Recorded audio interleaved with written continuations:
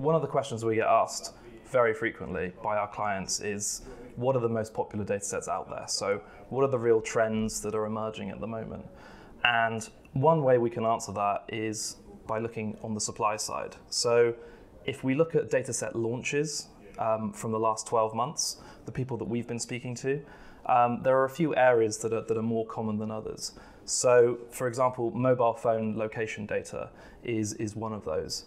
Another one would be transactional data sets, so specifically anonymized credit card and debit card, as well as e-receipt data sets.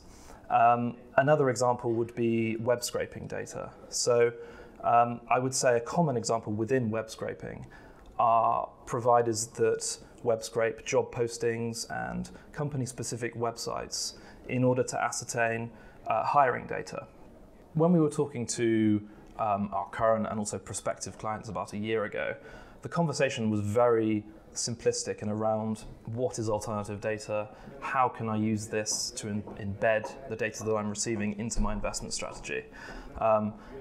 If you fast forward to today, that conversation's become a lot more developed. So people are now asking much more in-depth questions. They've actually started working with data providers.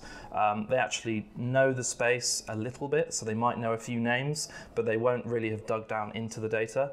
And it's those types of customers that we can really help in terms of understanding the data a bit more.